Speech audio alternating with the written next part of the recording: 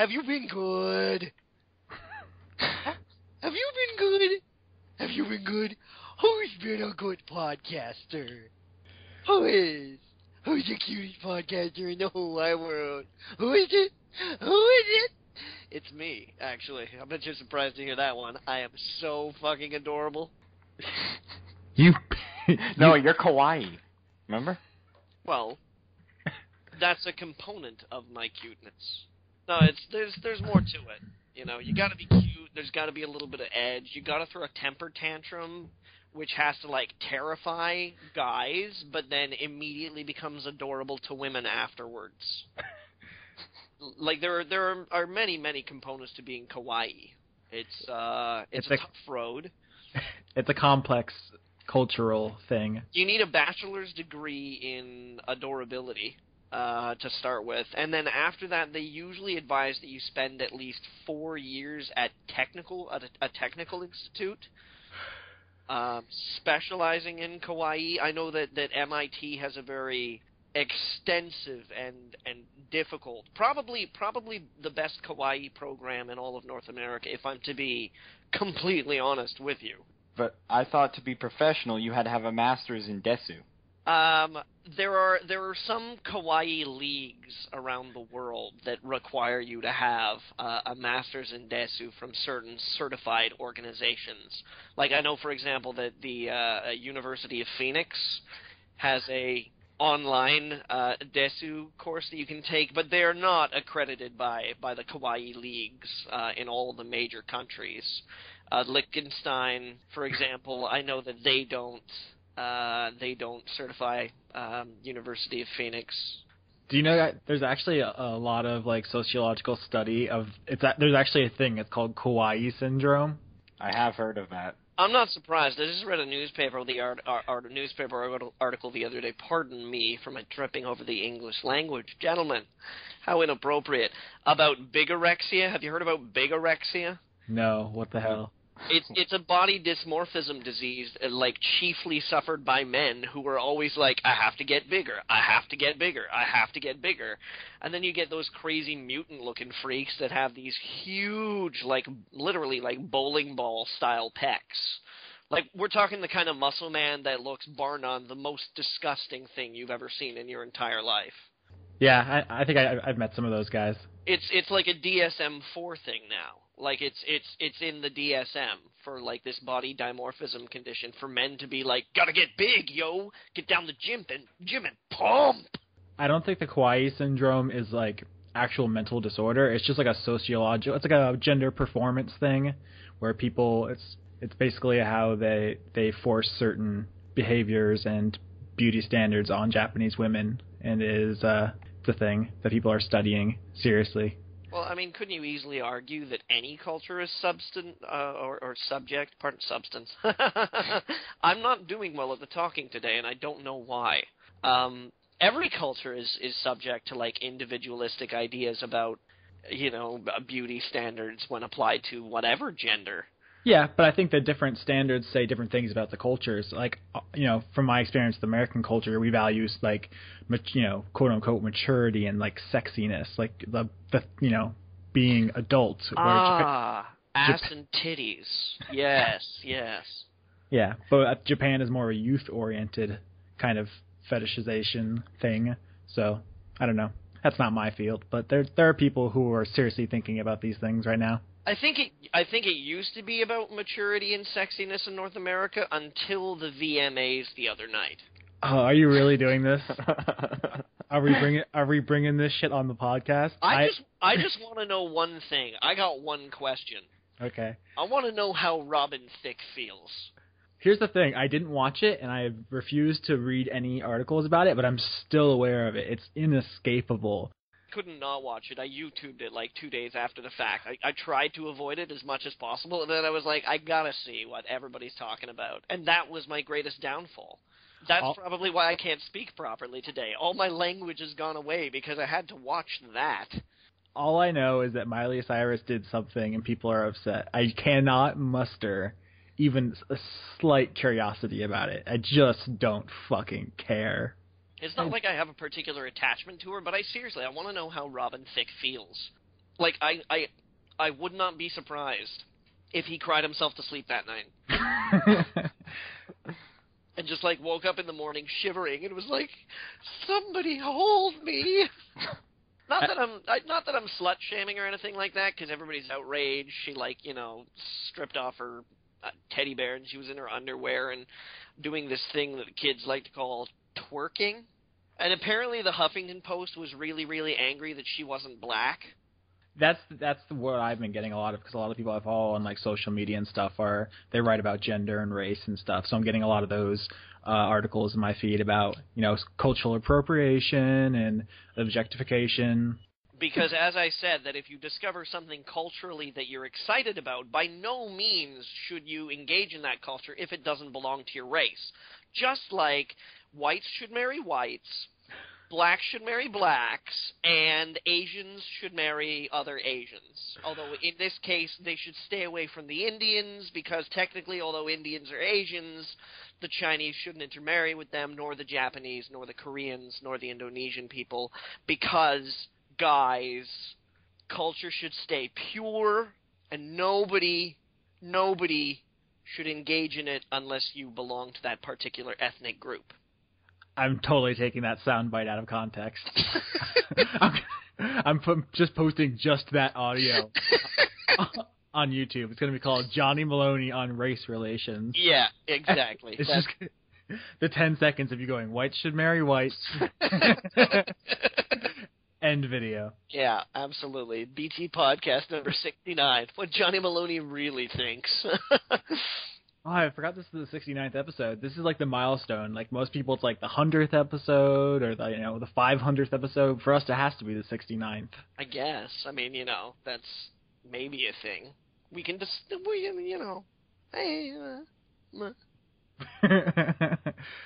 Actually, it's funny. Before we move off the Miley Cyrus thing, I just want to say real quick. Because I want to stay on Miley Cyrus as much as possible. That's a good way to get a venereal disease. Stop slut-shaming, Austin. I'm not slut-shaming. She can do whatever she wants. I'm just saying, from what I've seen of her, she looks like she would be sticky. Just always. Yeah.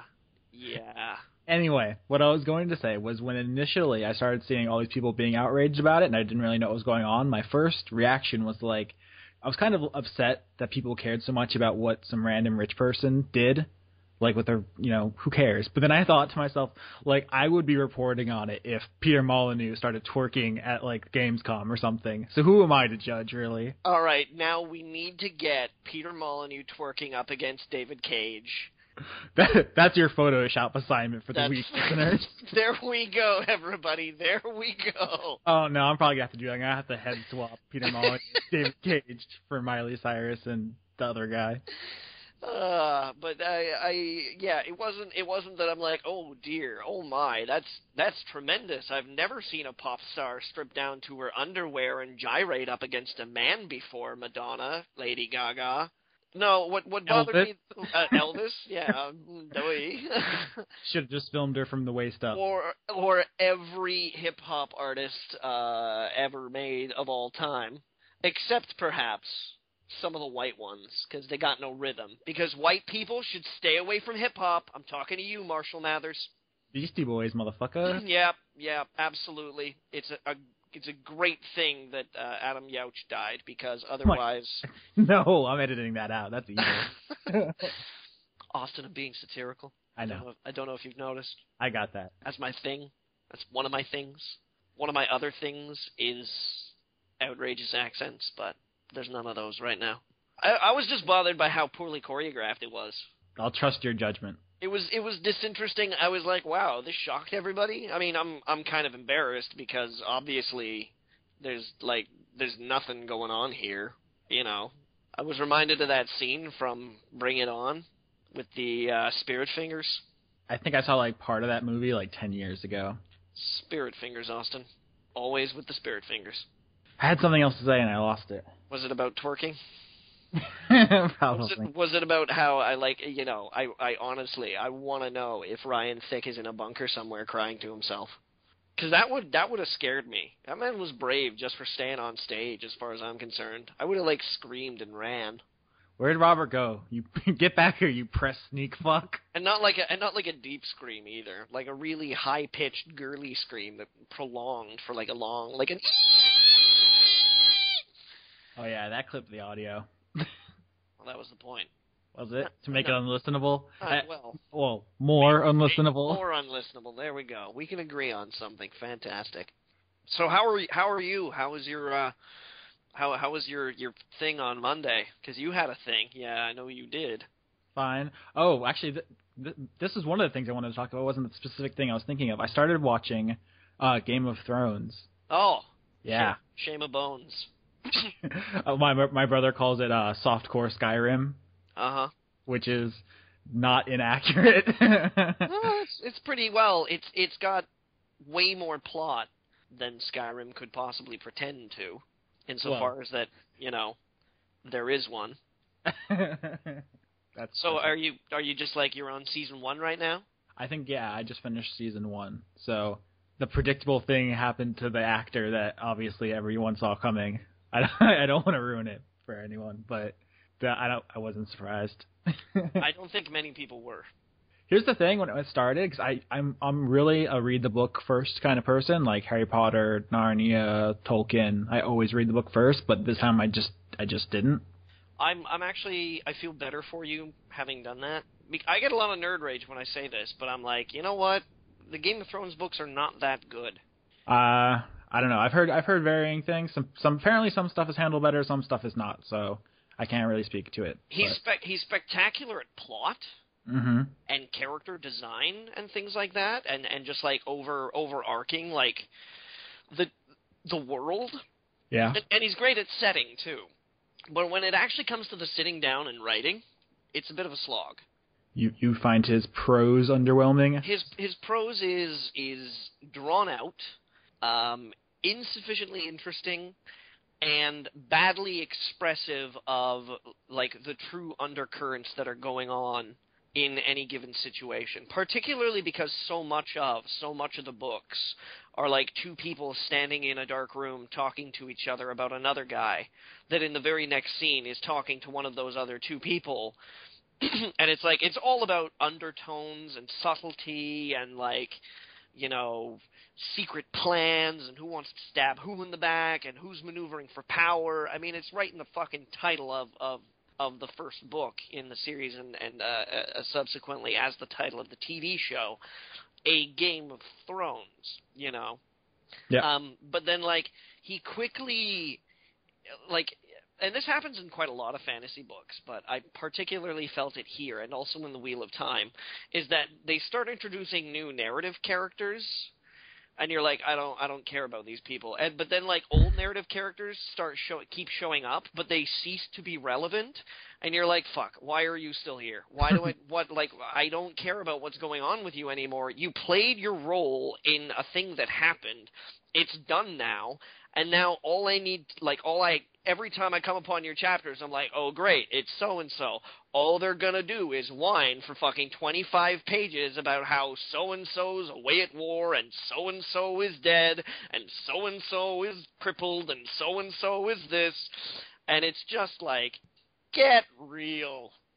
Like, watching the first season, I knew that the dragon subplot thing would pay off later.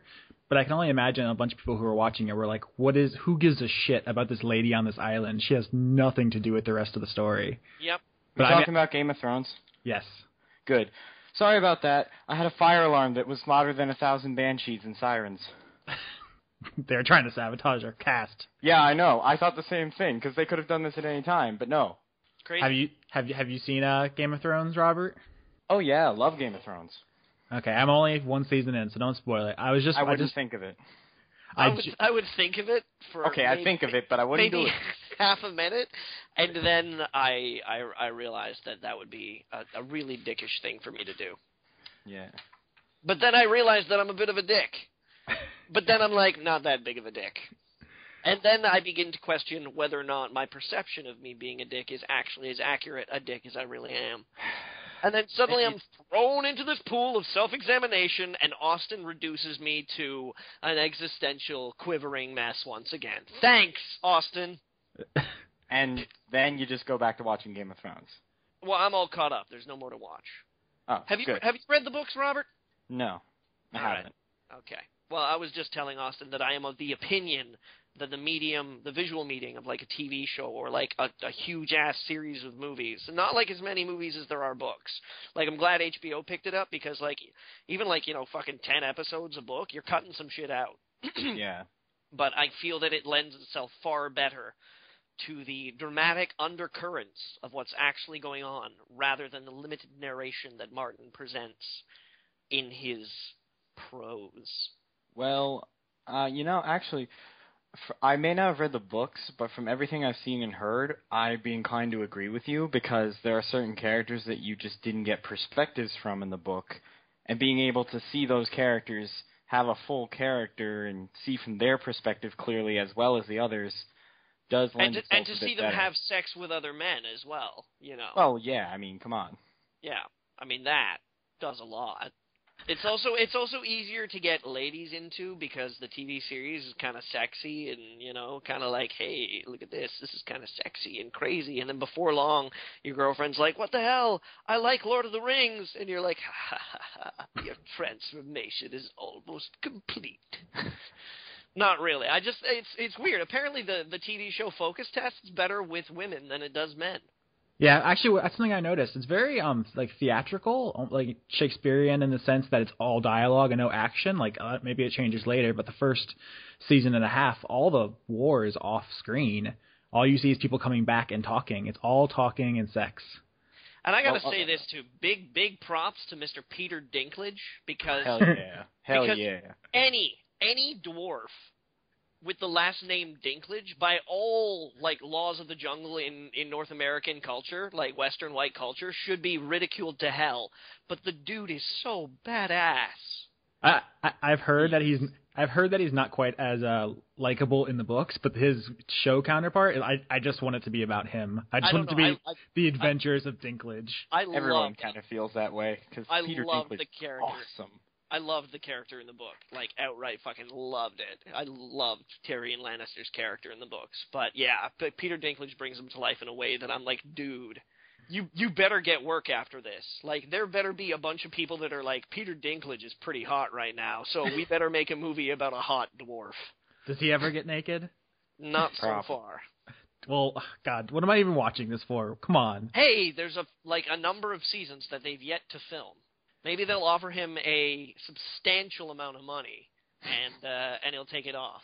I don't think we got to see Sean Bean naked either. This is bullshit. I was sold on this solely because it was supposed to be nudity and dragons. Austin, that's why I said, oh, you mean you've been watching Shame of Bones? Because there are not nearly enough bones in this movie. This TV series, excuse me. It's like, it's bone prejudiced. It's all like, we're going to maintain a ratio of 1 bone to like 6 titties. Yeah, the titty ratio is pretty skewed. It's way off. I mean, way off.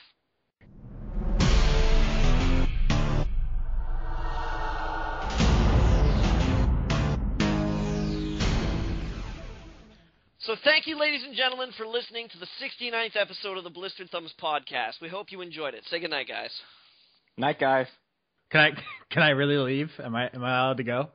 I don't know. That would be a pretty final episode. See you, suckers. And Austin walks off into the sunset.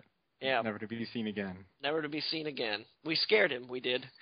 We probably damaged him in irreparable ways, Robert. Well, the thing with the tuning fork probably didn't help anything. No, you're right about that. That might have been a bit excessive.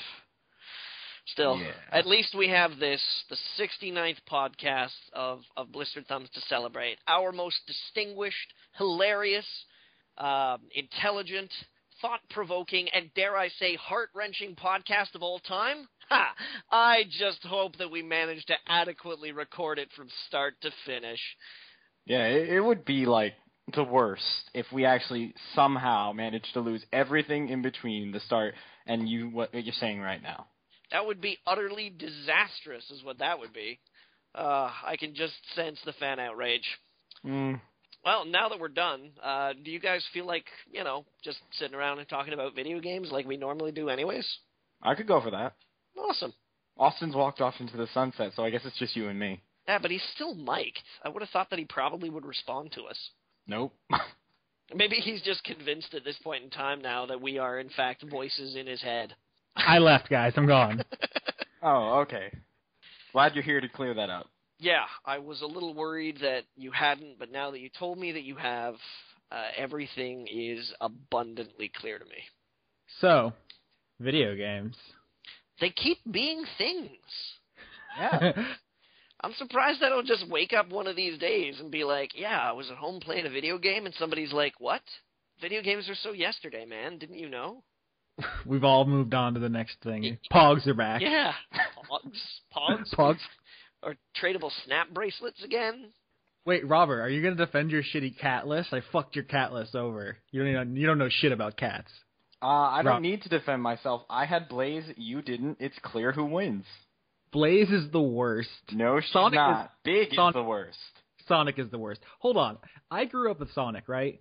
I don't have... What is the continuing fan, like, following of Sonic? What is that? Who cares about Sonic? It's over. Like, I don't get it. Well, I'd agree with you, but Colors was pretty good, Generations was pretty good, and Lost World looks pretty good.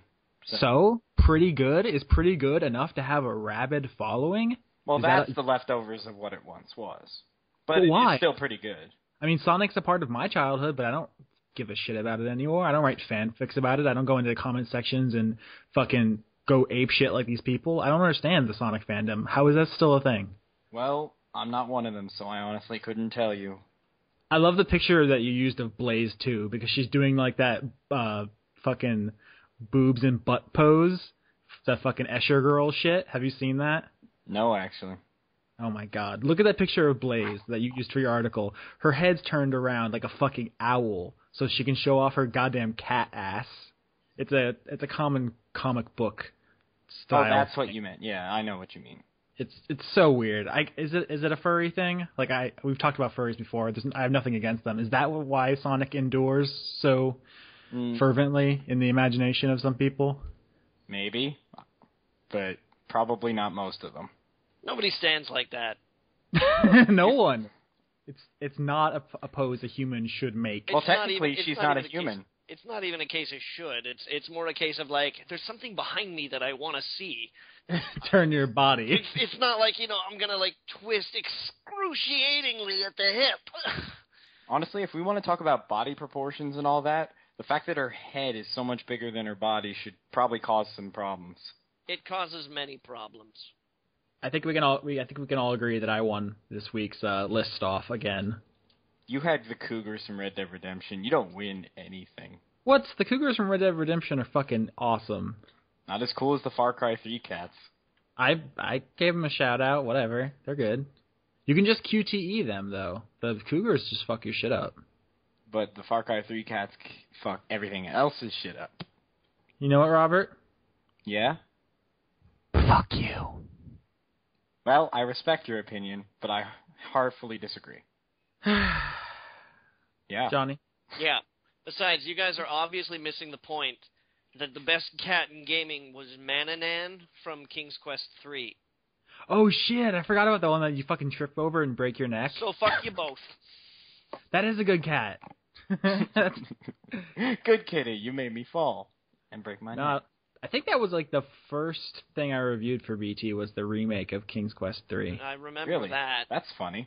I was like, who is this trumped-up little asshole thinks he can re-review remakes of Sierra games? But then, in the end, we became friends. And then mortal enemies! But then, once again, uneasy friends.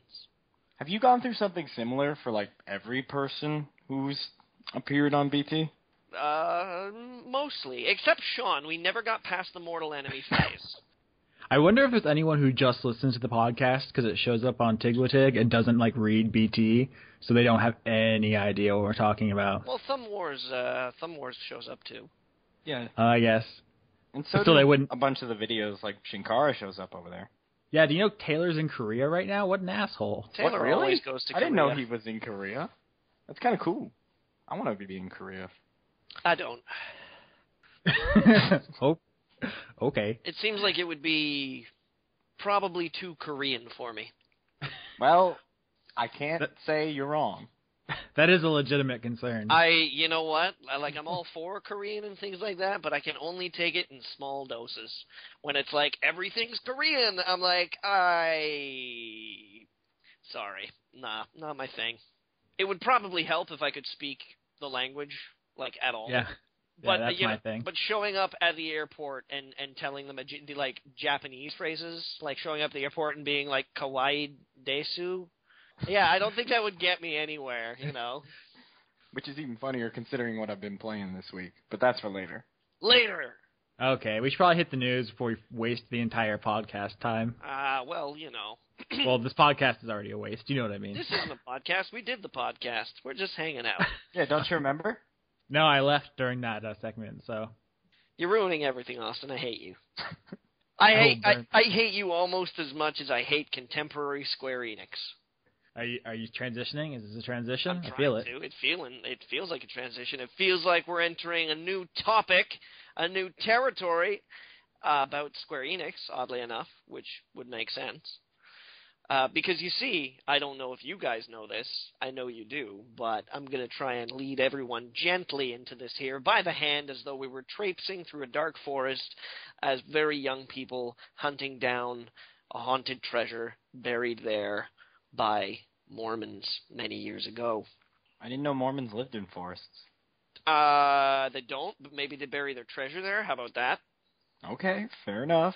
All right, fantastic. Square Enix, of course, these days, has been a little, I think, subpar is a nice word to describe, considering, what their back catalog is exemplary of. At one time, they were synonymous with, I think, the greatest games to come out of the land of the rising sun, out of Japan. They were they were so badass. And now, it seems, even leaving aside some lackluster performances that they've had in some of their recent Japanese-style release, I don't know what it is about that. I mean, I have nothing but love for a lot of their Western titles that they're publishing. I really love Deus Ex Human Revolution. I really liked Hitman Absolution. I got no problem with the people doing their thing over there, but they are showing their colors as a company in a similar way that I think a few other companies have managed to demonstrate some of their problems with new media, we'll call it. If you're not familiar, for example, Nintendo has been a little medieval in their embracing of the streaming of video games or videos on YouTube, endorsing or reviewing their content. Sega, similarly, at one point in time went on a YouTube blitz. That was a big FU to a lot of YouTube reviewers and streamers.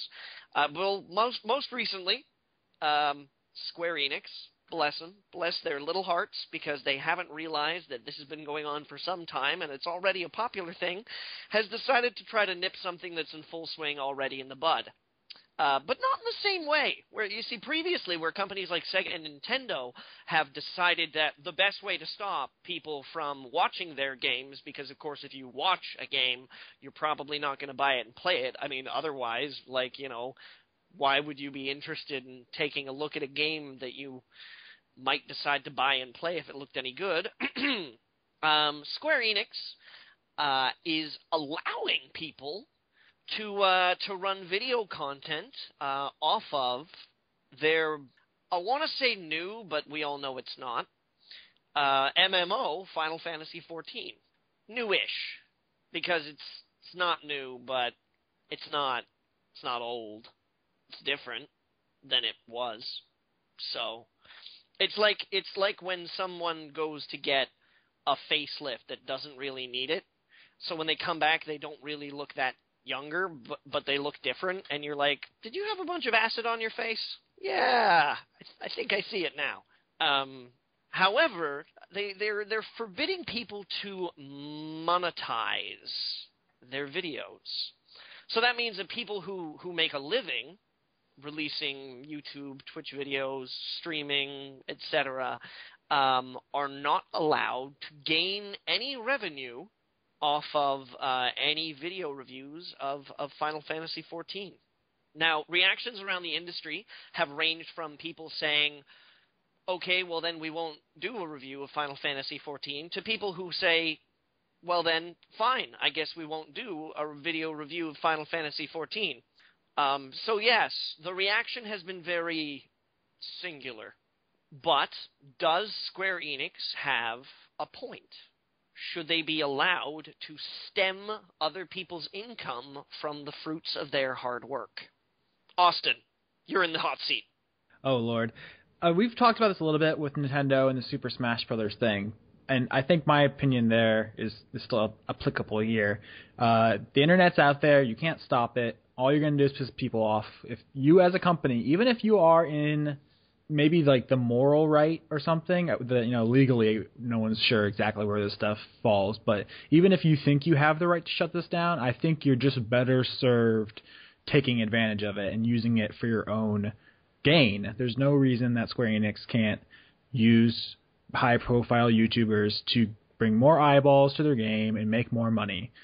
It's really that simple. Some companies get it, some companies don't. Devolver Digital, the people who published Hotline Miami and Serious Sam games, they were very upfront and welcoming to these kind of people, and Hotline Miami is tearing up the charts, man, just making money hand over fist. So good on them. And that's just money that Square is leaving on the table. I think it's as simple as that. Question. Could it be that Hotline Miami is a good game and Final Fantasy XIV may not be? Robert H., you're the counterpoint counter. Well, I haven't played either. But that is a very possible thing. It could be that Hotline Miami is just a good game and Final Fantasy XIV isn't. Although, from what I've heard, the new Final Fantasy XIV is actually reasonably good. Get me references. Okay. Austin, I need a cup of coffee. What? No milk, no sugars. Robert, what? While you're at it, find me someone who's really good at Thai back massaging. And Austin, dude, I know a guy. When you get that coffee, I need slippers.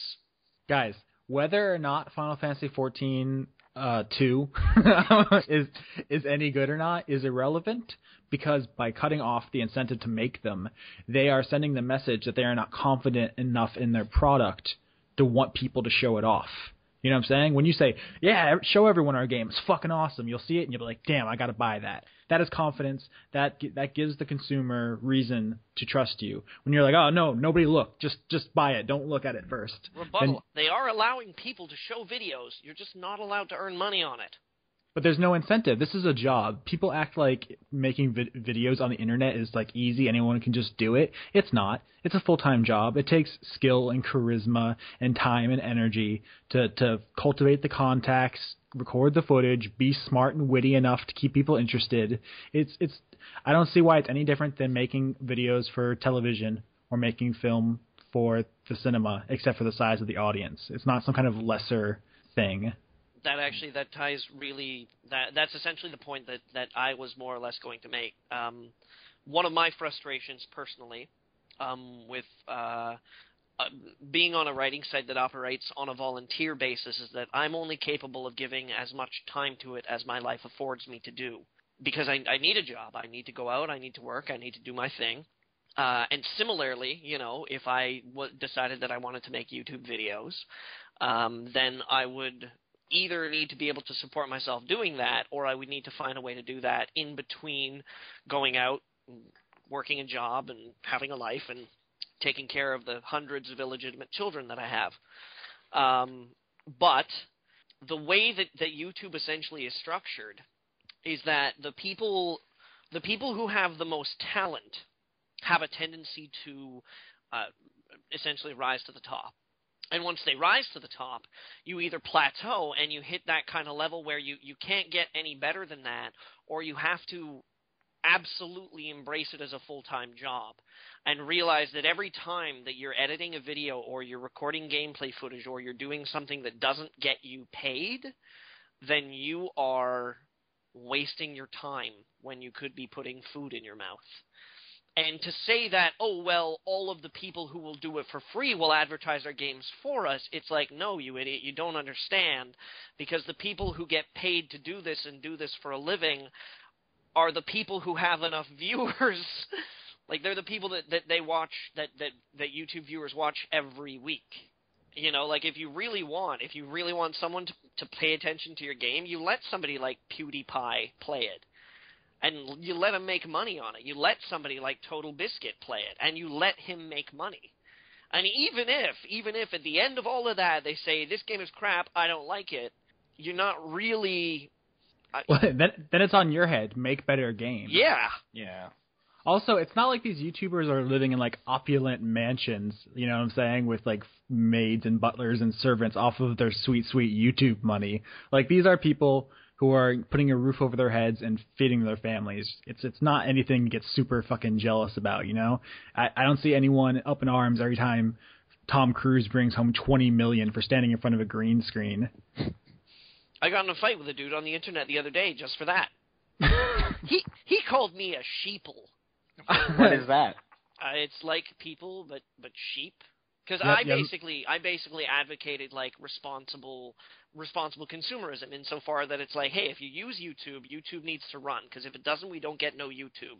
And if YouTube needs to run, then it needs to pay for itself. How does it pay for itself? Ads. So if everybody's all like, oh, ad blocker or YouTube skip or something like that, it's like, congratulations, asshole. You're putting us one viewer closer to YouTube not being economically viable. And then he was like, or we could just let all the sheeple like you watch these advertisements for the rest of us. And I was like, excuse me? Did you just call me a sheeple, you lazy adbuster armchair philosophizing fuck? Do we want to touch on that? Because the ad-blocking bastards kickstarted, or I guess crowdfunded, like $50,000 to make ads about their ad blocker or some shit. Yeah, they did. And what a bunch of fucks. I can't even be mad at them. Someone out there apparently was more, or enough people were willing to pay to put people out of work than they were to sit through ads. I like that boggles my mind. And not just pay to put people out of work, but also to pay to put advertisements up so you can avoid advertisements. Yeah. It really just speaks for itself, because there's really nothing more to say about it other than, wow. If this were dystopian fiction, like if I wrote that story as part of like a novel with themes about advertising, people would say it was unrealistic. They'd be like, no, this is my suspension of disbelief cannot handle a world in which people would pay for advertising to get rid of advertising, and in the rabbit hole, and then everyone's just fucking insane. And don't any of you listeners, don't any of you pull this bullshit out of your asses about how you have the right to not be advertised to. It's true, you do have the right to not be advertised to, but the moment you fucking step out of your proverbial door and go to a service that somebody else is fucking paying for, that they keep running, they get to choose what you watch or not. Just because you have a TV doesn't mean you get to watch all the HBO you want. Well, that's the thing. We live in a convenient society. If people want to pirate HBO, they can. And I'm very anti-piracy, but people are going to do what they're going to do, and there's not really much we can say to stop them. All it really comes down to is that eventually the internet will be just a shitty place because no one was willing to support quality content, and those people were forced out, and all we have is just the lowest common denominator slop from idiots. Or like that one great video producer that manages to wrangle the time out of his schedule to do one video every 2 months. And we all know how well that goes. Yeah. Just ask Spoonie. I don't want to get into Channel Awesome politics too much, but no, yeah. I'm not talking about the politics at all. I'm just talking about like I enjoy Spoonie's video. We're from the same era, like he's played a lot of the old school games that I've played, and when I watch his videos, I'm like, fuck yeah, I remember Ultima 9. What a pile of shit. But I do think it's kind of fucking amazing that it's like when his output gets pushed down to like, one video every goddamn 2 months or something like that, people are like, bruh, I hate you because you don't put videos out enough. Well, those kind of fans are pretty much unpleasable, because if it wasn't that, it'd be something else. Oh yeah, absolutely. But yeah. I'm merely drawing on a ridiculous parallel to illustrate a point. It's really a no-win situation for everybody, because no one wants to watch ads, but not watching the ads destroys the content that you want to see. And so, that's just really how, at the end of the day, somebody has to pay the piper. You know what I'm saying? And I mean, 15 fucking seconds of your time to watch an ad for the new Swiffer, that's hardly brainwashing. Like, if sitting down and watching 15 seconds of Swiffer ads is you being brainwashed by the corporate machine, I would suggest that you do not have a lot to wash. I will jump in here and say I've heard a lot of people say, you know, if you're in like Europe or something and the ads fuck with your video player, that's an entirely different issue. Oh, absolutely. Oh yeah, definitely. If you have to skip them to watch them, then none of this applies to you. We're a bunch of fucking idiots. Don't listen to us. But if you're just doing it because you can't be fucked to sit for 15 seconds, go get a drink of water or something. Like, that's what I do. Like, I finish work, I'm photoshopping or listening to music or doing anything else. It's not a big deal. Dude, spend 15 minutes and make out with your dog. Like, have we done bestiality on this podcast? Probably at one point or another. Oh, well, there it is, guys. So, someone has to have a bingo card out there. They're like cannibalism, slavery. Dude, they already got bingo a long time ago if they have a bingo card. Well, they haven't claimed the prize yet, so it's still waiting.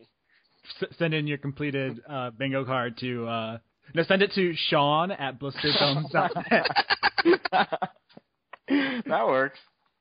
There we go. And that's Sean with a U, by the way. Just so everybody knows. Not a W. Sean with a U. Ha! So. Yes, Square Enix. Fuck them all. Jesus Christ. It's already a thing that's happened. That's the thing that I love about it. That they're like, we'd better stop this thing before it starts. It's like, dude, it's the internet. It started 1 million years ago. And if you don't think that content is worth sitting through an ad for, then don't watch the content. Yeah. Simple as that. If you have a right to not be advertised, you have a right to turn your goddamn monitor off. Go read a book. I hear Game of Thrones is nice. Yeah, okay. But I hear that you can't get it online except through the HBO Plus, which means that you need to buy an HBO account in the first place. And geez, if only there were a way to circumvent that. Yeah, I think the oatmeal crushed that topic a while ago. More or less. If you don't know, Google the oatmeal and Game of Thrones. I'm sure the comic will be right there for you. Yeah. Next story, Jonathan. Next story. Well, gentlemen, what would you like to move on to? Another juggernaut of industry? A maverick Kickstarter project? Or just, pick on the fat kid in the corner? Let's go for the Kickstarter.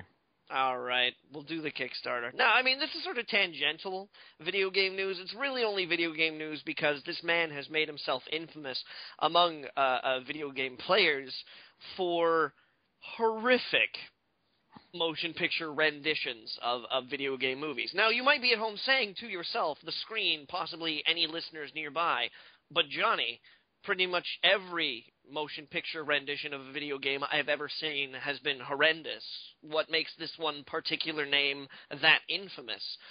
Well, shall we go down the list? House of the Dead, Blood Rain, and that was Blood Rain, what, like 1 through 4? How many Blood Rain movies did he make? I think it was 4. Was it 4? There was also the Fat Blood Rain.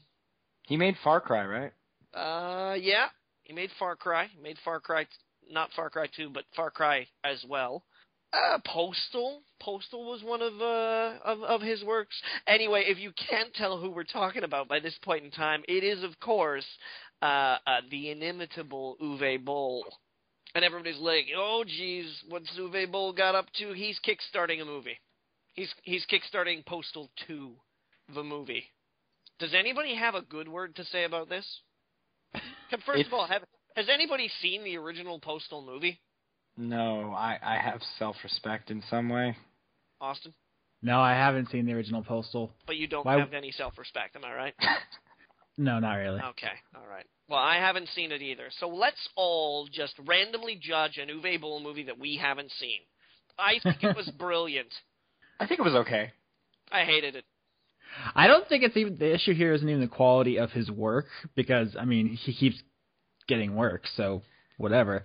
I think at this point it's like okay, because you know how he was financing his films before was that he was basically tax. It was tax loopholes in Germany was basically allowing him to make the as much money off of failing movies as possible. Yeah, basically. Yeah.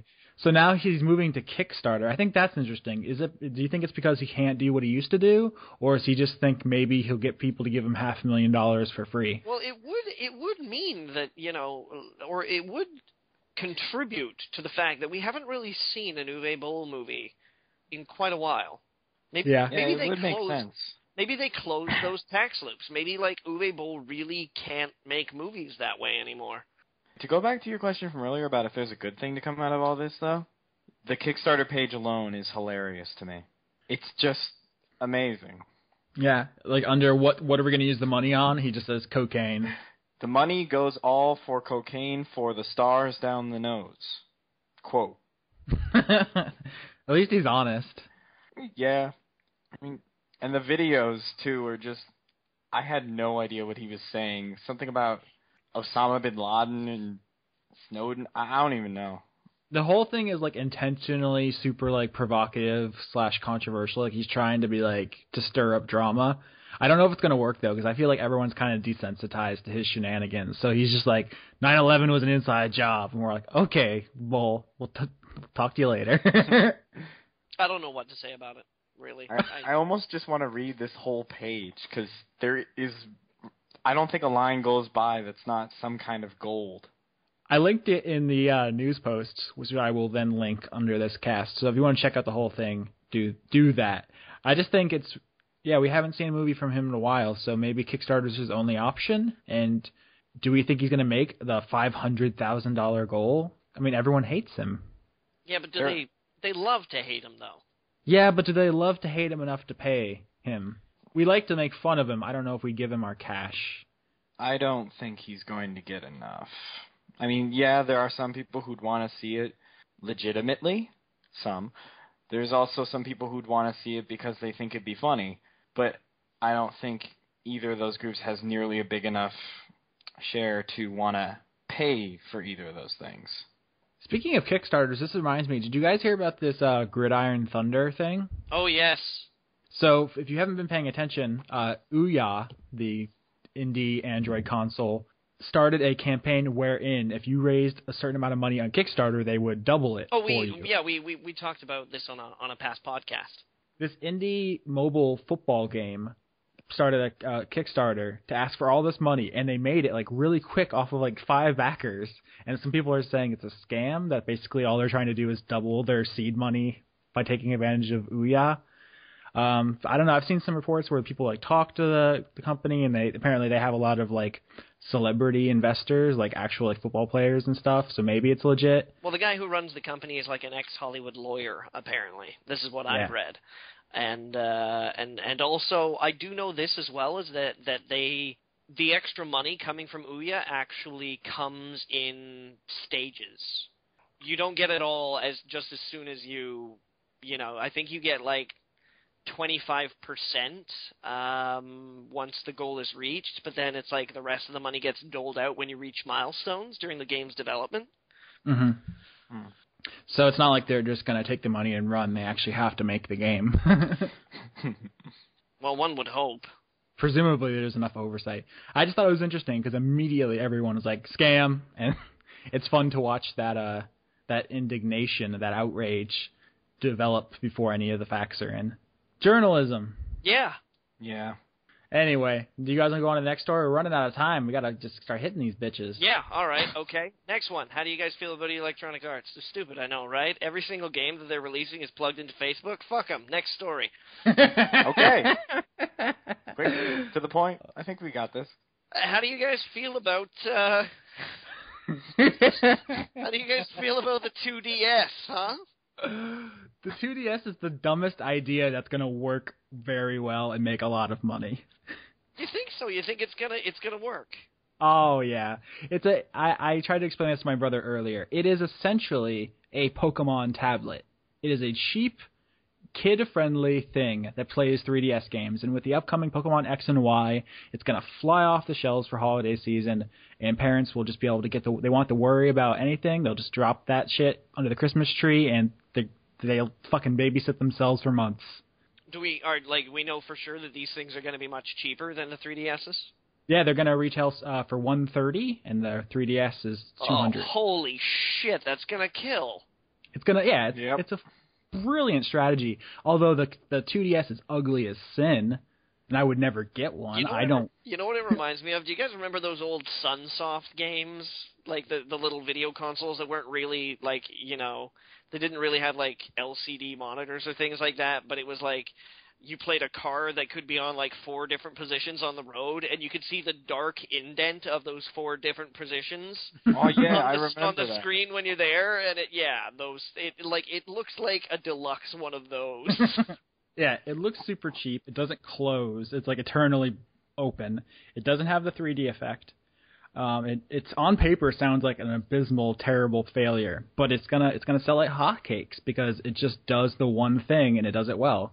I know a lot of parents actually didn't buy a 3DS apparently because they were worried about the effect of like 3D on children, because there's some like conflicting literature about that being a thing. I don't know, but yeah, because it's like radiation or some shit. I don't know. Parents are worriers, and they worry that they're going to like give their kid like eye or brain damage. So if they just say there's no 3D, it plays Pokemon, it's cheap, it couldn't be any easier for them, and that's the important thing come holiday season, man. It is pretty smart. I got to give them that. I mean, selling it for that cheap is basically just going to print money for anyone who might have been hesitant because of the 3D or something like that. Man, when is Nintendo going to make a product for me, the jaded 30-something? Because they said in the Nintendo Direct it was aimed at like 5 and 6-year-olds. Yeah. No, I want an Animal Crossing game that plays on PC that's all about your dreams not coming true. And then slowly coming to grips with the fact that your life is on a course that you're uncomfortable with, but there's nothing you can do about it, and therefore just spend every day, go to work, and data process. Animal Crossing new on Wii. Exactly. Actually, no, they should put that on the Wii U, because then it'd be called Animal Crossing new on Wii U. Oh, Austin, you should go work for Nintendo, because that one clever thing you said that one time, you'd be so good at it 24 hours a day. And that pun only works in like 2 languages. Oh, yeah. Yeah. They'll have no idea what I'm talking about in Japanese. No. Okay. But yeah, people are saying that this is an indication that Nintendo will introduce a Wii U without the gamepad, which I think is interesting because the Wii U already functions without the gamepad. You just use the Pro controller. But I don't know. No, I don't think it's going to happen. I do not think it's because that's going to divide their development base. Well, here's the thing. They've already done that because every Wii U game needs to work off television. There's like a, you know what I'm saying, where you can play it just on the pad while someone uses the TV. So you already can't have a Wii U game that uses the gamepad for like integral functions, because what if you only have the gamepad available, right? You win this round. They've already fucked their main gimmick. I'll be back. I'll be back with a better argument next time. As much as I love the Wii U, that might be a losing battle. Similar to Microsoft's insistence of putting the Xbox One with a Kinect. They needed it in the system to get the install base, but now what? No one wants to make anything for it. Although I will say, I as far as the 2DS goes, I should have probably brought this up earlier. There are some games that require you to close the DS. So I don't know how that will function. The one that saw a lot of people bringing up was Zelda Phantom Hourglass, which is a really shitty game. But there's like a puzzle where the solution is to close the DS. Oh, I remember that. For the longest time, I was sitting there I didn't know what they wanted me to do. That game is not good. That's like the worst Zelda, not on the CDI. I'd be inclined to agree, yeah. But the point is, will that game be unbeatable on the 2DS? Did they think of that? Is there a solution? I don't know. But that's like a legitimate complaint that I saw. Other than that, all you can say is that you don't like the way it looks. Wait, does it also play DS games? Or Yes. Okay. Yes, it does. Just making sure. There's gotta be some kind of workaround. There has to be. They can probably like update the fucking firmware so that it's like hold these 3 buttons down and it's like closing the DS. Yeah, probably. Yeah. But that's just a thing I thought. I didn't want to let that go unmentioned. But yeah, I don't know, guys. 3DS is fucking amazing and perfect, and the Wii U is probably fucked. Did you see the Wonderful 101 sold 10 copies in Japan opening week? Are you serious? 10? No, 5,000. Oh, okay. Which is basically 10. Yeah. Dude, fucking Vanquish on the Xbox 360 sold more than that. That's pretty gross, man. Oh, yeah. No. And now what does everybody think about Use's Wonderful 101 review? That might be a self-fulfilling prophecy. Did the bad reviews give it bad sales? Or are the bad sales indicative of the not goodness of the game? Who knows? It didn't sell. In general, didn't it get like 7s and 8s or so? I saw anywhere from like 6 to 8. Which in mainstream reviews is basically like 3 or 4. Yeah, that's a death sentence. Fair enough.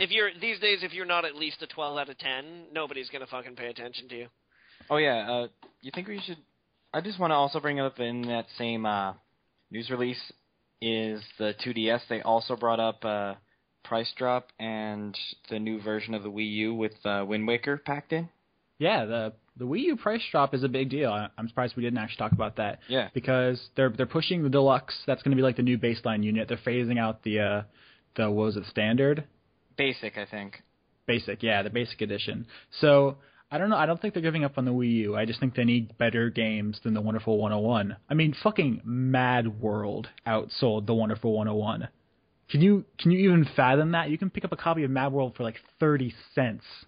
And it's 30 cents well spent because I like Mad No, World. Mad World is fucking boss. Mad I'm just saying, awesome. Mad World's a notorious flop, and the Wonderful 101 has probably had a much bigger budget. So, poor Platinum, man. They make good shit, but they do not make money. And this might be the case where they make not as good shit and still don't make money. We'll see when Metal Gear Rising: Revengeance comes out on PC.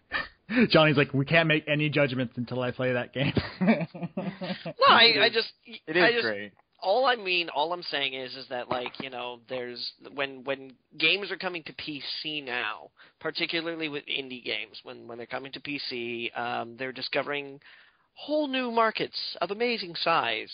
And oh yeah, the PC market's really interesting because a lot of people who gave up on it are like wading back into that space and finding like just bountiful profits that they hadn't even considered before, and just watching them react is great. It's kind of weird. It is kind of weird. Like, speaking from the other side of that interaction, to have a company like Electronic Arts come back to me with SimCity on their own terms, but be like, "We made this for you." It's like, aw, I'll put it on the fridge with a little magnet. We'll give really it a gold nice. star. Yeah, but Look, honey, EA made this for us. Oh. EA is my least favorite. oh, The wrong son died. Honey, I thought we decided we would love all our game development publishers together the same. that was before EA. This is Yeah. after. Yeah. I miss THQ. Me too, honey. Me too. But what about Platinum? It tries so hard, and I just, don't talk about the death of Platinum until that game comes out on PC, because I am going to play it. Also, Bayonetta 2. I'm really interested to see if that sells better than the first one, because it's not on the platform it probably should be, but it's got hype, and it's got a reputation. Hopefully that helps. It's got fucking J-pop up the balls. look, I wasn't saying that Platinum was going to die. I mean, I love Platinum. They're awesome. They make so many games I loved, even before them when they were Clover. Oh, God, Johnny, you left before I shit all over God Hand last week. People were not happy about that. Oh, I saw in the comments. Yeah, but you turned around. I mean, you did the Music Mondays on it, so I think it counterbalances. It has really good music. It's just a hateful slog. But anyway, I don't want to go back on that one. Yes, Clover and Platinum are the best, except for when they're not. If you guys love Clover and Platinum so much, why don't you marry it then? I tried, but they said it was illegal. You can't marry a corporation unless you were also a corporation. It's called a merger. Oh, damn it. Then I need to make myself a corporation. Johnny Incorporated? I'm selling stock, ladies. I think disappointed publisher parents should be like a recurring character on the show now. I'm not mad, Nintendo. I'm just disappointed. You promised us you were going to try the hardest you could. Xbox. What did you do? Go to your room, Microsoft. Go to your room until you learn what you've done. Why can't you be more like Sony? You're not my real dad. Oh, that's it. I'm getting the belt. That should be the title or something. No, use the phone book. It leaves less bruising. Do they still make phone books? They do. They do. Oh, you'd think that would be outlawed by like some kind of environmental protection agency by now. Jeez. Austin, I need to bring you in on something that happens in my work.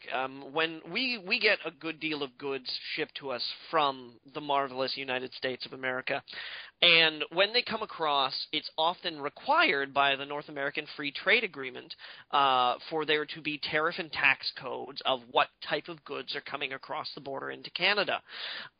One of the most important pieces of documentation that comes with the North American Free Trade Agreement Certificate of Origin is a page-long document about the Paperwork Reduction Act. I'm not fucking kidding. I have to recycle and or dispose of like 2 or 3 dozen copies of the Paperwork Reduction Act in a day. That's another one of those. I want to add a chapter in my dystopian science fiction novel in which that happens, because there's no way that anyone would believe that in real life. So is this just the episode of horrible hypocrisy? Yeah, I think it is. You want to go on to the games that we played? I'm waiting for one of you fuckers to start. I'm waiting for whoever was making that noise to stop making that noise. I didn't do it. I didn't do it. Someone was making a noise. I heard it. I heard it too. Robert. You little fucker's lying. Such hostility. I'm feisty today. Oh, do you want to talk about what I've been playing? Because I can tell you why I'm feisty. Yeah. Okay, go for it. Let's hear it. Playing God Hand, Austin. Let's hear all about God. I have not been playing God Hand. First, there was anything, because we were recording this a couple of days late, so we didn't get to talk about some of the things I was playing earlier in the week. Did you guys see my reviews for Madden, Hate Plus, and Dive Kick? Did you want to touch on any of those? I got a chance to read your review of Hate Plus because I was personally invested in it. Madden, not so much. But I mean, the comments on the Madden review are always great. And Dive Kick, no, because we got a good chance to talk about Dive Kick last week. And yeah. Sometimes when you write reviews, you're like, oh man, I had to cut some stuff out, or I don't know if I should have gone into more depth on that. But sometimes it's just like, yes, I nailed that one, and that's how I feel about those reviews. I was just like, those were very comprehensive, and I when I finished, I was like, good job, me. See, I don't want to ask you any questions about Hate Plus though, because I still have to play it on account of I bought it, so that's gonna be a thing that I have to do. All right, are you gonna make a cake? I hope so. For those who haven't read the review, there's a Steam achievement. Oh yeah, where you can take a picture of the cake that you're You have to bake a real cake in real life and take a picture of it and email it to the developer. Seriously? Yep. That's a real pretty thing. cool. I actually kind of like that. So I'm aiming to bake a cake. I lied about it. I told her I was going to bake a cake, and then I went and did something else for like an hour, and I came back and I was like, totally bake that cake. Which completely defeats the entire message of the game about taking responsibility for your actions. But yeah. Fuck it. Austin, you have to do the cooking by the book. That's the name of the achievement. Joke. Yes. High five. Yay. Or your cake will come out crazy. Oh, really? Those are 3 of the games I played earlier in the week. But now I guess I should talk about the thing I'm reviewing right now.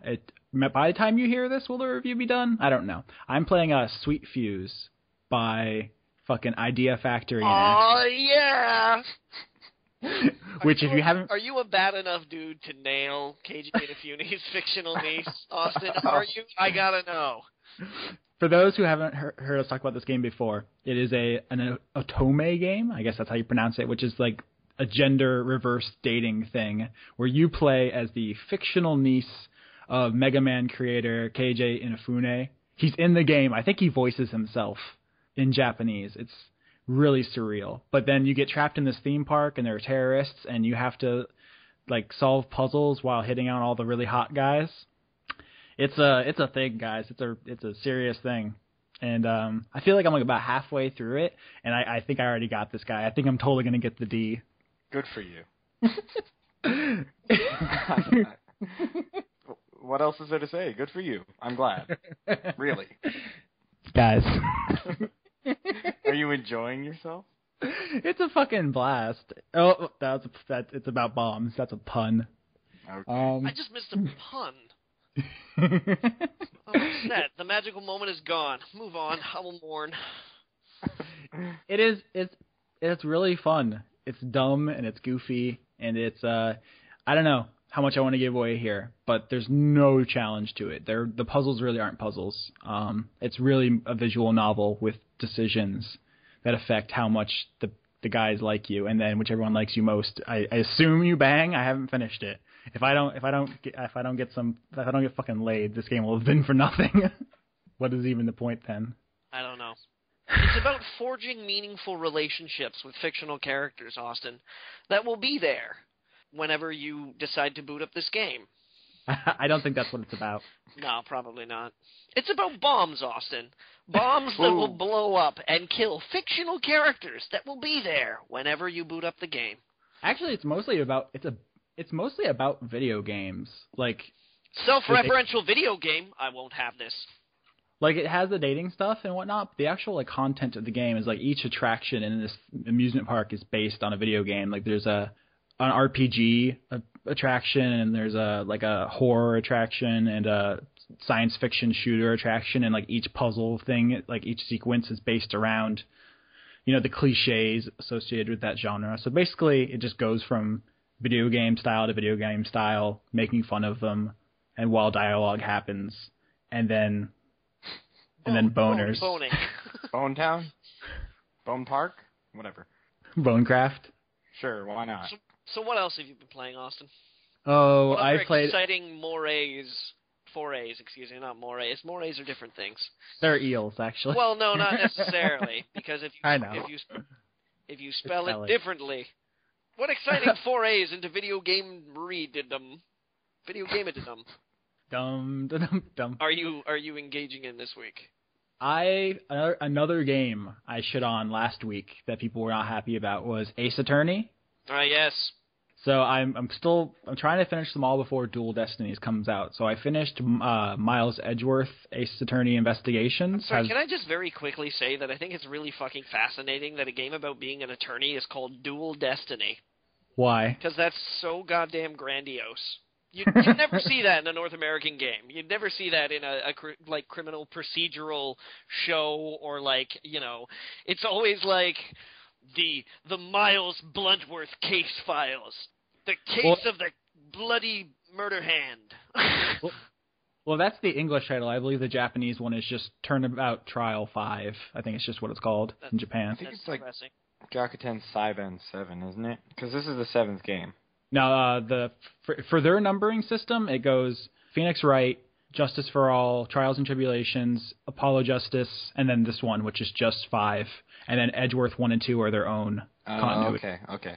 Anyway, so, yeah. Continue. I was just, I know, but Robert actually knows something about this series, so we'd actually talk about this. I do. I don't want information. I want wild hearsay. Okay. Robert, have you played Edgeworth Investigations? Yes. What do you think about it? I like it. Okay, but stunning insight. I like it, Robert. You're to the point. I don't know if you heard my thing last week, but I was talking about how I loved the original trilogy's characters and the wacky plot and the comedy and the music, and just thought the gameplay was stale after so long. Like, it just didn't evolve in any meaningful way. Edgeworth, I actually like the gameplay better. They added the logic system. Each of the puzzles is self-contained. Each crime scene is it's more like a point-and-click adventure game than a visual novel like the first 3. And I think it just overall makes everything much more pleasant to play. However, I just didn't think the characters or the plot or the comedy was as strong as the original trilogy. So I feel like I swapped the pros and the cons, essentially. I'm inclined to agree about the gameplay because I don't know what it is exactly about it, but maybe it is because it's very similar to what you said about it's a bit more of a point-and-click adventure game. I just thought the way they handled it in my Ace Attorney Investigations made it just a lot more fluid, and the flow was right. Yeah, it traps you basically on each crime scene. It's like, here's a crime scene, figure that shit out. And so I'm in this area, I need to click on everything, connect all this evidence, find all the contradictions. I got to do that here. It's a puzzle. In the other games, it's like I just need to go to every screen, click on every person, present every piece of evidence to every person until it decides I did the right thing. Well, I didn't exactly feel the same way because I didn't really do that. I just never really had too much of a problem with it. I mean, if you did, I guess, yeah, it would be a bit more annoying, to say the least. But personally, I didn't. But regardless of the previous games, I really like the gameplay in Ace Attorney Investigations overall. Except for the last case, drag. Would you talk about the game that you're actually playing? That's what I played, Ace Attorney Investigations. Well, geez, now you tell me. What were you saying, Robert? I was just saying, yeah, the last case does tend to drag a bit, and that last guy will not give up. Yeah. Although it does make it really satisfying when you finally get his ass. He's not even that good of a villain, though. Like, the original trilogy had some, like, really cool, like, final showdowns. This guy was like, I just don't want you to Honestly, be in... I thought the one before him was a bit better. Oh, yeah. I like that one a bit more, personally, because it had that buildup of previous cases to make it feel a bit more weighty. Just vague, just talking around. Well, I don't want to spoil it, because honestly, the story is the most important part of these games. And it's impossible to discuss any of this shit without spoiling it. So it's probably best. Needless to say, I'm excited for Dual Destinies 2. I'm getting it. I'm going to have fun. And the new prosecutor looks awesome. I owe you gentlemen a massive apology for interrupting so rudely there. I thought you were still talking about the Edgeworth games. I missed. We are. It's the same thing. Oh, it's the same game. Okay, I'm sorry. Yeah. I missed the point where you moved to the one that you had actually recently played, Austin, and I am racked with a burning guilt that now consumes even the purest parts of my mind. Does it consume the cockles of your heart? No, the cockles of my heart are unconsumable. Oh, okay. All they do is warm, get gradually hotter, and then they burn with a white-hot, fiery rage. I don't even blame you, Johnny. The numbering system, like the chronology, is all fucked up. I was lost. I was like, God, when are they going to start talking about the game that he actually played? And then it turns out that you've been doing it all along. Yeah. The Miles Edgeworth games are the same thing as the investigation ones. It's a thing, guys. That's why the new game has 3 names. It's Ace Attorney, Phoenix Wright, Dual Destinies, or some shit. There's a colon and then there's an M dash. It's just a mess. Oh, all I had to say was that I'm really sad we didn't get Ace Attorney Investigations 2 over here. I know. We'll probably never get it. Although I'm sure there are ways.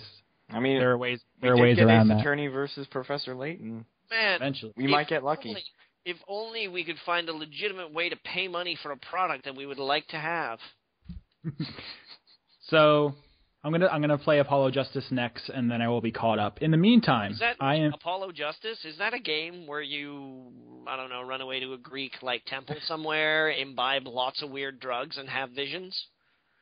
Actually, correct me if I'm wrong, Robert. Was Apollo Justice an attempt to replace Phoenix Wright as the protagonist permanently?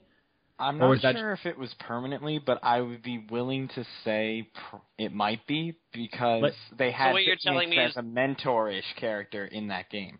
So what you're telling me is there's no imbibing of hallucinogenic things? I haven't played it yet. There could be drugs. I'm not interested. Move on. Okay. You're so rude. You're not the only one that gets to be feisty, Yorsky. Okay. I can't. Now I am playing, I have, review codes all came in on the same day with, an hour. I got, Killer is Dead. I sent that to other Robert. I got Hatsune Miku. I sent that to you, Robert. I got, Jesus shit. There's another one. It's going to bother me now. I got Outlast, that horror game. Oh, yep. Dude. I was looking forward to Outlast. It looked cool. Killzone Mercenary for the Vita, and, Amnesia, A Machine for Pigs. Are you doing that? I think so. I have no idea, Johnny. My life is a mess. Everything is falling apart. There's no room left in my hard drive. All right. You need to defragment it. After this cast, I'm not sure if I either am going to record it or edit it right away or finish the Sweet Fuse review. I don't know. There's not enough time in life, and I have a billion things to do. All right. Well, you let me know if you need me to step in. Okay. Because I got the balls to eat that pork sausage. You were renowned for your balls, Johnny. But yeah, that's basically it. I'll have more thoughts next week. But I think that's everything. The problem with Amnesia is that no one on staff besides you, and you are very busy, no one else has a PC capable of running it, and also is not a pussy. That's true. They are all pussies. Because I'm not going to name any names, Sean, but your PC is capable of handling it. You're just a coward, and you can't do it. I wish I had a PC good enough. Yeah, that's the problem. The people who are spiritually capable of enduring that experience have shitty computers. Or that's life. Or jobs. Yeah. Thank jobs, you. Yes. So, Robert, Johnny, I'm sure you guys played games. Do you want to talk with your mouth holes? I'll bet you played games, Robert. I did. I played a few. We're cutting you off after 10 minutes, so... Oh, okay. Well, chop, then chop, I'll have bitch. to be quick. First, I picked up Okami Den for the DS because I love Okami. I'm going to pretend like I recognize that. Did you read my review of Okami Den that came out when it came out? I don't remember it. It was a fair amount of time ago. Oh, fine. Sorry, Austin. What he means to say, Austin, is that your review played a very integral part of him deciding to pick it up in the first place. That was what I meant to say. Nobody reads my reviews. It makes me sad. I read your Hate Plus review. Stop whining, you Floridian. I read your Dive Kick review. You should. Dive Kick is sweet. Okay, but Okami contrary to what some people we had on the podcast last week say. You like Okami, right? So you're probably going to like Okami Den. It's the same thing, except instead of full-grown animals, they're just baby animals. Yeah, well, I haven't gotten very far yet, so I can't really say too much on it, but it does seem very much like Okami, and it's still got that charm that I love from the original, so I'm probably going to like it. Yeah.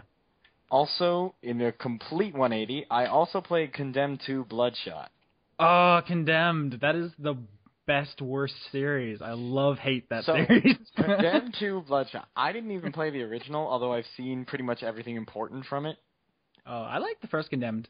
I did too. So, Condemned 2, oh my gosh, this story might be one of the dumbest, most awesome things. It's like Drakengard. It is. It's a lot like Drakengard. I just couldn't help but enjoy the stupidity as it rolled across my body. This is a pretty standard genre fare. What is happening? Yeah, really. Oh, suddenly Sonic powers. Because reasons. I didn't even care if we're going to spoil that. That's like 5 years old. Who cares? Who freaking cares about spoilers for Condemned 2? But the fucking bear. That is such a good Oh, yeah, moment. the bear. Like, that game was not scary. I wasn't scared once, although I was intimidated by the bear. Because, damn. To quote a Let's Player I saw once, that's a scary-ass bear. Even if you're not like viscerally scared by it, like in your soul or anything, you have to admit that it's an atmospheric and effective set piece. Oh yeah, definitely. That is probably the best part of the game, if you ask me. That bear chase was just really good. Yes, and then all of a sudden, spoilers, you turn into like a fucking X-Men and start wrecking bitches because they couldn't figure out how else to end it. Yeah, although the combat of the melee hits, I really like how it flows, to be honest. Because wasn't there a whole separate just brawler mode, just detached from the story? I don't know if it was like multiplayer or just I think there might have been. I didn't really play that part. I just went for the single player. But even just from just the single player, I really loved how the melee combat flowed. Like, you'd hit someone, and then they'd use their backswing off that hit to try to hit you back, or defend against your hit and then smack you. It felt very visceral and real-ish, and I really liked fighting. Occasionally, it seemed like sometimes I couldn't guard quite right for some inexplicable reason, but on the whole, the combat was quite fun, which is very strange for a horror game. That almost never happens. It's funny how we still haven't managed to nail hand-to-hand combat in video games. Yeah. Like, at all. It's not funny at all. It's extremely fucking complicated, hand-to-hand combat. Take it from somebody who knows. I don't know, Condemned 2 did a pretty good job. Not the best, but pretty good. Still, though, you think we have firing guns down to a goddamn science. That's because guns are linear. Guns are very simple. You point it in a direction, you pull a thing, or like you basically point it in a direction, you press a button, and then a thing goes out of one end in a straight direction. No, I agree that it's easier, but I'm just saying, like, I've played a couple of games that felt like you were fighting, like, you know, like the UFC games and stuff.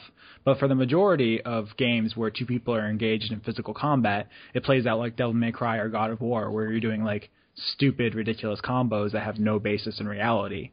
Just getting that feeling of two people just punching each other to death is a rare thing. I think that's probably because when two people actually do knuckle down and punch each other to death, it's not really conducive to making video games entertaining, because it happens a lot quicker than you would think. Oh yeah, like sword fights and stuff. Like, apparently, I've never been in a sword fight to the death, but it's my understanding that they are over very quickly, as opposed to like Errol Flynn style fighting. Yeah, more or less. There's like a sharp end, and if you get stuck with it, that's pretty much it for you. Wait, really? I kept trying to hit them with the other end the whole time. No wonder they took so long.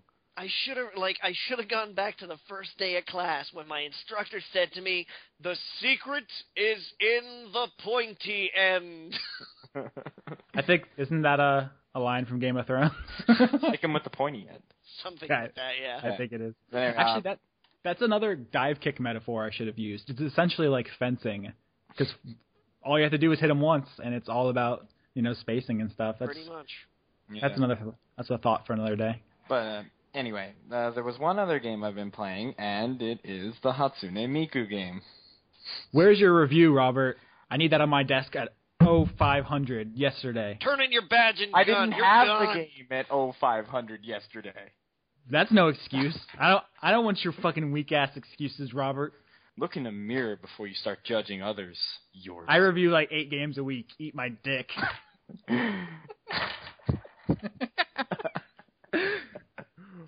Okay, but the game. As a rebuttal to that. But the game. I haven't tried the dress up option, and I haven't shopped for anything yet. Can you lay the scene a little bit for people who aren't familiar with Hatsune Miku? Okay. So, for those who don't know, Hatsune Miku is a very, very, very popular Vocaloid singer from Japan. And if you don't know what Vocaloid is, it's basically using computer-generated voice samples to imitate a human voice, but to imitate at least a song that can actually sing with recognizable words, although it's still clearly computerized. You may be familiar with her hit single, the Nyan Cat song. Oh, God, that song is on there. But, you know, it's even funnier that one of the songs on it is the Nyan Cat song, except it keeps changing. Like, one time it's reggae, and then it's jazz. Oh, my God, I want to hear a reggae cover of the Nyan Cat song. Okay, if you want to hear it, you could just literally look for Nyan, Nyan, Nyan, Nyan, Nyan, Nyan, Nyan, Hatsune Miku, Diva. You'll find it. Alternately, I think I'd just like to mention to everybody that I've heard a ragtime piano version of the Nyan Cat song. Okay, but the game, I haven't played everything, like I said, but what I have done is just keep playing through the rhythm game, and I think I probably unlocked all the songs by this point. And I have to say, for a rhythm game, I'm actually liking it. Things are to the notes, and they actually made whole music videos featuring these animated characters that they made for the game that honestly are very visually interesting, if not completely out of their mind insane, as most things from Japan tend to be. It's amusing, and the things are on point, and there's a beat to it all, and there's a few different things you can do. You have to flick the sticks, you gotta hit the face buttons, you gotta hit directions, all that good stuff that you'd expect from a rhythm game. And I'm honestly enjoying it at this point. I'm not sure what I'm gonna give it, and if you don't like Vocaloid songs, I can't imagine you'd be the fondest of this. I feel like I'm in a similar place with Sweet Fuse. It's like it's doing exactly what it wants to do. I just don't know anyone who would appreciate it. Yeah, it's kind of like that. But but I'm liking Hatsune Miku, and I'm gonna need to play it a bit more before I have like the whole score and everything settled. But if nothing else, it gave me a ragtime or reggae, I forget which, Nyan Cat song, and I can thank it for that. Oh man. Japan's it's still there, and it's still doing its thing. It's weird thing. Johnny? I got to play a couple of games this week. I'm still I'm still kind of plogging through Papers, Please. Not going to talk about that. We talked about that a couple of weeks or last week or something like that. I can only. Did you say plogging? Oh, I think he meant slogging. I hope he did. Trotting, maybe? I don't know. I'm just inventing words now. Deal with it. Were you sauntering? Yes. Yeah. It's a leisurely waltz through a game that makes me feel like a terrible human being. Whopping, maybe? Yes. I'm whopping through Papers, Please. I'm going to start using that as a verb. Thank you, Robert. You're welcome. I think we might have a title there. So that still is making me feel ashamed of being a human, of course, but I'm enjoying it. I'm still enjoying it. However, like the game that I guess I really want to talk about this week is I played through the first 8 or 9 hours of The Bureau, XCOM Declassified. Half the goddamn site is playing that game. No one's reviewed it, and they're not doing the things I assigned them because they're all playing The Bureau. Nobody gave me The Bureau to review, so don't complain at me, Yorsky. Complain at the people who you give the reviews to when you give me, the last time you gave me a review with a legitimate time frame, I might add. I got it done on time. I know. But, yeah, I'm playing The Bureau, and it's good. It's not great. It's a third-person shooter in the style of XCOM, which is what you hoped for. It's a third-person shooter in the style of Mad Men with the fashion style. For a second there, I was like, to sit around smoking with the aliens all day and saying sexist shit. Almost, yeah. With a little bit of pulp 1960s sci-fi kind of tacked onto it. When I first started playing it, I felt like I was like, oh hey, this is actually I'm getting this. I'm getting this whole XCOM vibe from it. But the more I play it, the more I'm like, wow, it really feels that after its prolonged development and changes and iterations so many times that they just had a meeting one day where someone was like, fuck it, let's just remake Mass Effect, because it feels almost exactly like that. It feels like Mass Effect Light, where, a lot of the powers are similar, where it's you've got your sniper guy, and he can, mark targets with a critical shot. You've got your brawlers who can taunt guys out into the open, and then you've got other characters that have, psychokinetic abilities that are sort of spattered about the classes, like one guy who can, push, and one guy who can lift, and then, and it's like the choice trees, the skill trees are so limited. Where it's you'll make a level, or you'll have a character that makes a level, and you're like, yeah, he made a level, and you go, and it's here's what you get. Shut up and take it. You don't get to choose the way you want to really develop your characters anymore, and if you do get to choose, it's a one of two choice. And you can't even go back and, re-choose the other thing. It's just, a permanent fixture in... So it's not even a real RPG in the sense that you can really customize your characters the way that you want. It's you can customize them, but only in the way we tell you can. So that, it's... the thing is, though, I can't say that it's disappointing. What I can say about it is that it's certainly not as good as the Mass Effect games. Because, the only complaints I really had about Mass Effect 3 were the pacing and the bugs. Yeah, I had a few more complaints about Mass Effect 3, but as far as the actual nitty-gritty of the game goes, where it's the shooting dudes and the dudes dying, it worked fine. No complaints with it whatsoever. And you could customize your characters in a myriad of different ways and develop them the way that you wanted to and take who you wanted with you and everything like that. And XCOM Declassified is at a glance very much the same game, where it's in between missions you're back at base. And you go and talk to people and you say to these people things like, wow, it's pretty crazy what's going on out there, right? And they go, I know. And then you go, well, I gotta go because all my dialogue options with you are exhausted. Oh, okay. And then you're and they've even got the little fucking dialogue wheel you know. And I mean, I'm really sorry, but the dialogue wheel now, I'm so fucking done with it. Doesn't BioWare own the patent on that? Do they? I thought they filed a patent for the dialogue wheel. Actually, it's funny that we're on this, but Hate Plus uses it and like viciously mocks it. Well, the thing about the dialogue wheel that I appreciated in Mass Effect is that it was a really great way to keep the cinema of the game going. Where it would, like, a very quick pop-up shows up with short responses that you can read, and you can kind of decide, because you, like, by the time it pops up, you already know what's going on in the situation, and you're like, I kind of have an idea what I want to do with this, right? So you can just kind of go, like, click that, and, I mean, you know, you don't have to, like, highlight a certain number or read all the options, or, like, you know, in some of your more complicated PC RPGs, like, scroll down and be like, yes, option 12. It was so easy to just be like, snap decision, bang, and before your character or the character that was speaking was even done speaking, you had your response lined up, and as soon as he was done, boom, your character just like started in on that thing, you know, like it was a great way to keep the action of the plot going in a way that wasn't obtrusive. They're a cinematic mechanic. Yeah, but then, actually, I just looked it up. Yeah, BioWare does own the patent on dialogue wheels. Huh. well, Well, they did do it best. The Bureau decided to just overstep that, and it does it in completely the wrong way, because like, and you can tell too that there's like obvious budget cuts because of how long this development cycle was. Like the conversations, oh my god, the conversations are just.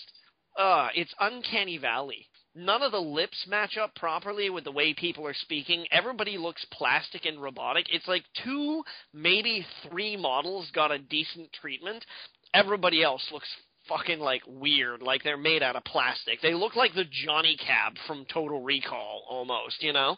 And I mean the old Total Recall, sorry, with Mr. Schwarzenegger.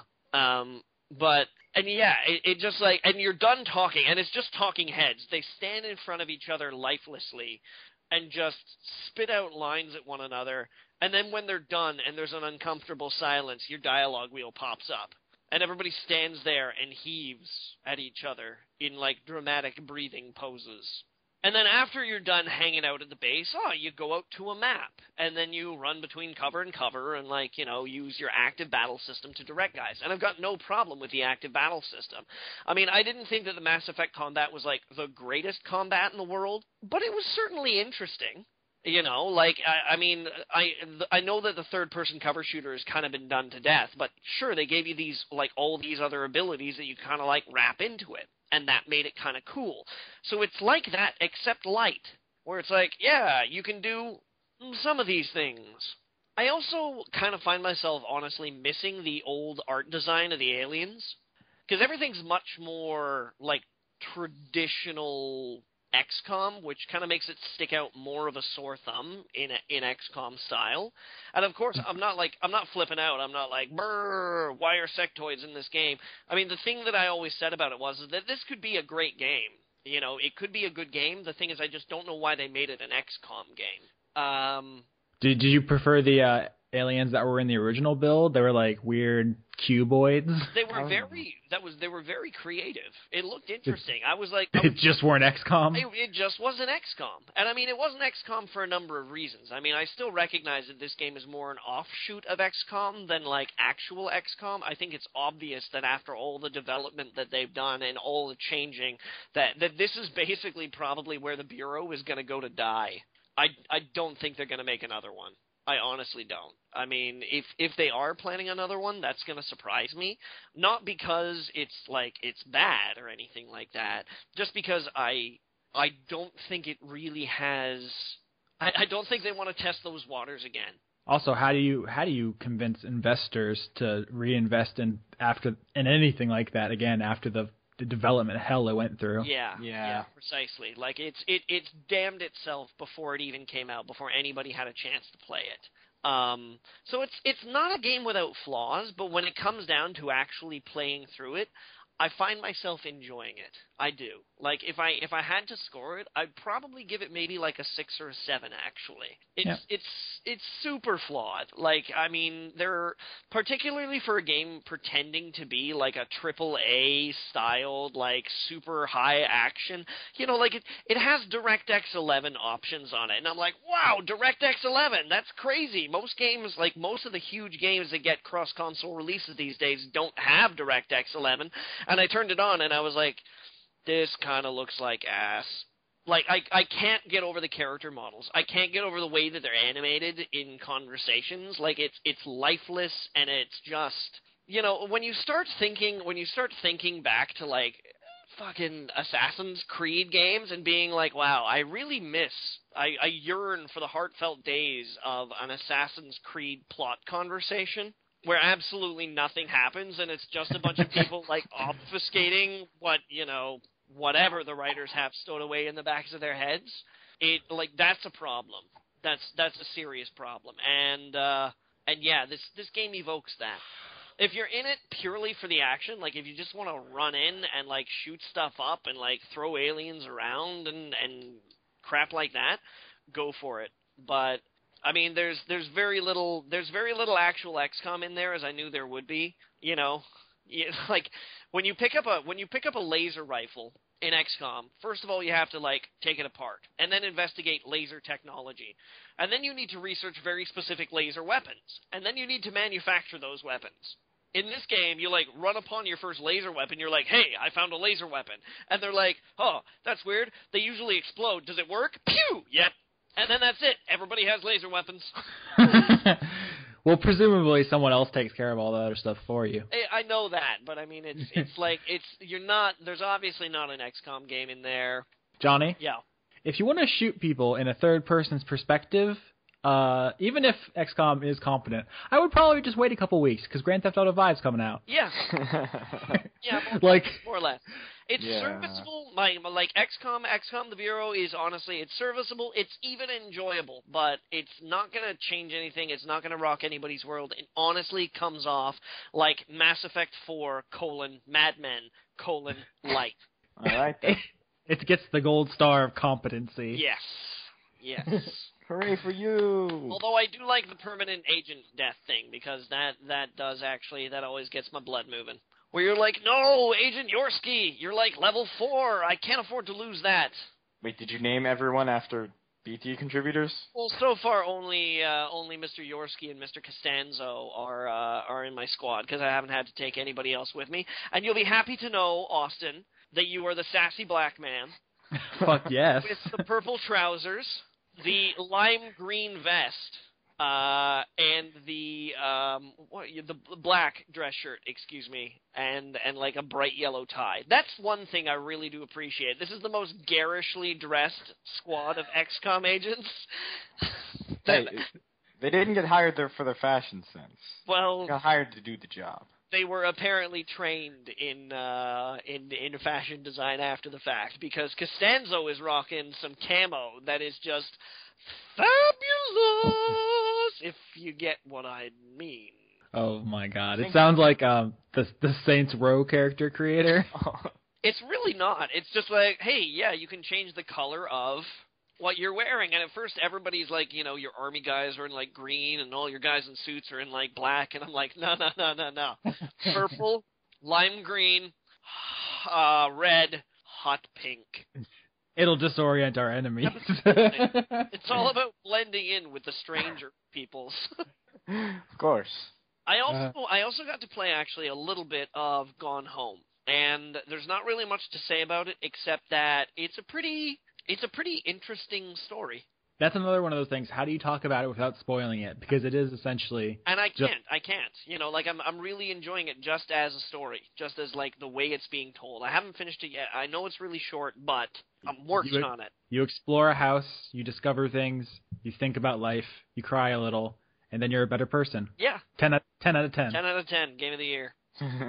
Can't wait for 7 years to when they re-release the HD remix. I can't wait for the gun DLC. Of course. Oh, that's going to be awesome. The Battle Arena pack. Yeah. No, the DLC I'm waiting for is Gone Home Extreme Home Makeover Edition.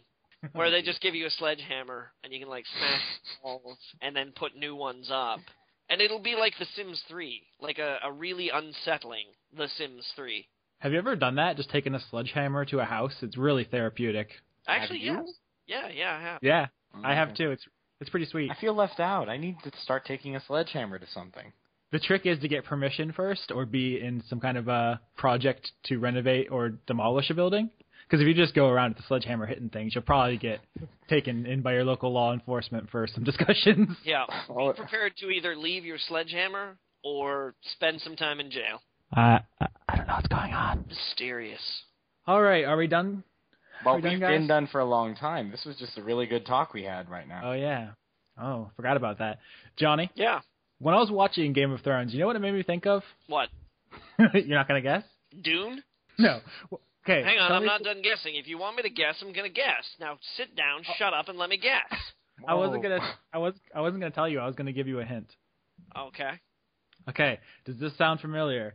It's a medieval kind of swords and sorcery setting, right? Yeah. There's kingdoms. There's like secret heirs. The dragons are coming back, but also zombies. There's secret incest. There's gay relationships that are kind of on the down low. There's all these different characters. There's a huge cast, and they die without warning.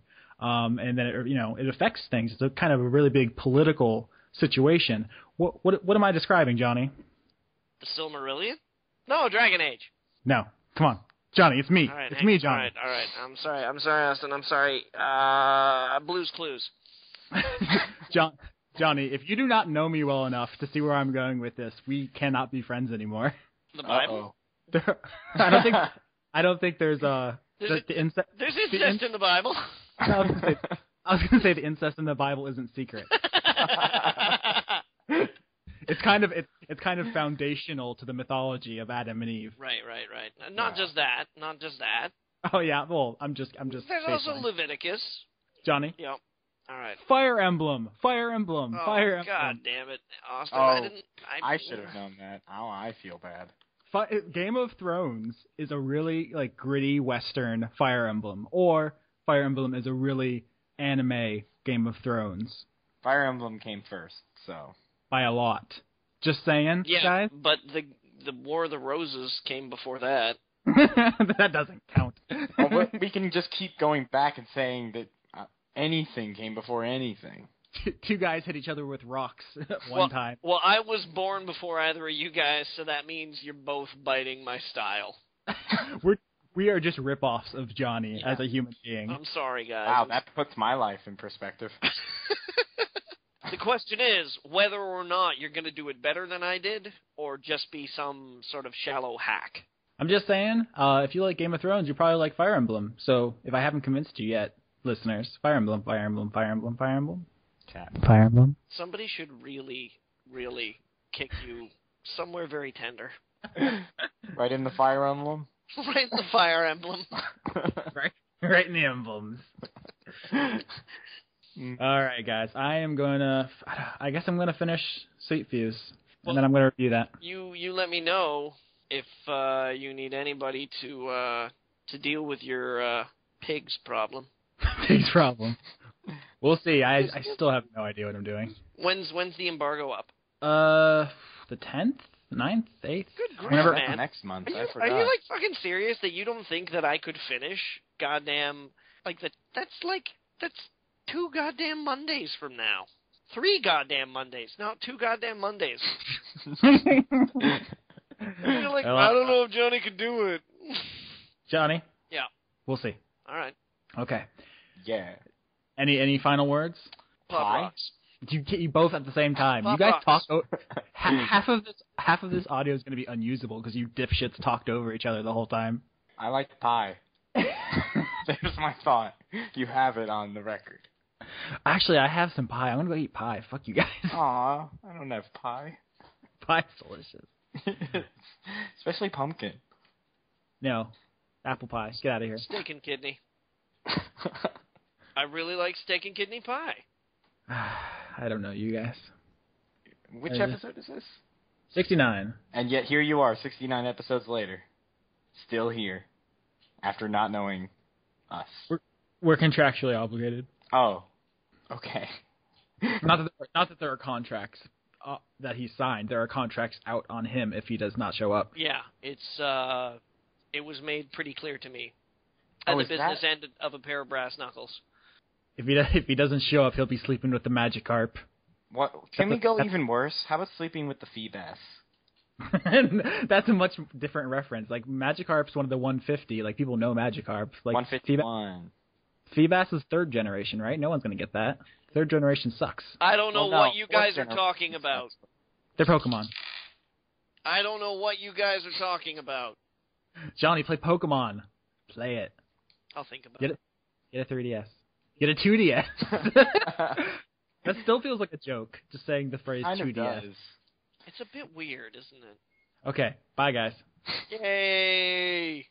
Boo. 69!